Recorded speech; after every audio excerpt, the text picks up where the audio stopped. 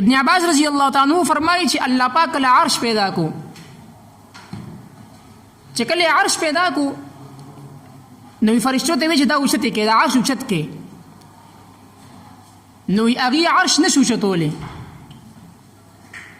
وی الله ته وی چې سبحان الله ووایه، و چې کله سبحان الله شروع کو نو د سبحان الله په طاقت باندې هغه عرش اوچت کو. سبحان الله کلمه هغه وخت وجود ته رااله. صحیح شو؟ الحمدلله څنګه وجود ته رااله؟ و چې کله الله پاک آدم علیه الصلاۃ والسلام پیدا کو نو هغه له انتشرنګ راغی،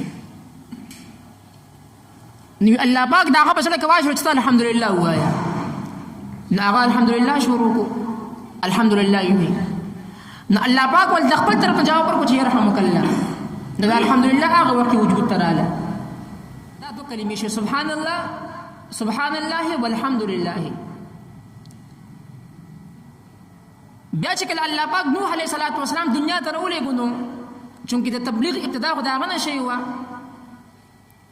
نو الله پاک نوح علیه السلام ته چې نوح د خپل قوم ته ووایه چې لا اله الا الله، او چې د عرش فرشتو کله دا وردل هغوی خو دا ډېره ښکلې کلمه ده، لا اله الا الله. نو دا درې کلمې شوې، هغې بیا دا کلمې سبحان الله والحمد لله ولا اله الا الله، دا درې کلمې شوې. الله اکبر کلمه څنګه وجود ته رااله؟ و چې کله ابراهیم علیه السلام اسماعیل علیه السلام ذبح کړو نو هغه خو بیا د جنت هغه ګډ راغی، نو چې څنګه هغه ګډ ولیدو چې دا خو ګډ دی، نو هغه چې شروع کړ الله اکبر، و د فرشتو دا کلمه هم ډېره خوښه شوه، نو سبحان الله والحمد لله ولا اله الا الله والله اکبر، دا څلور کلمې شوې.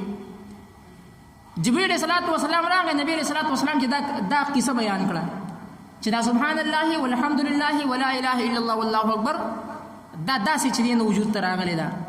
نبی علیه السلام ورته فرمایي دا خو ډېره عجیبه خبره ده، ولا حول ولا قوة الا بالله العلي العظیم.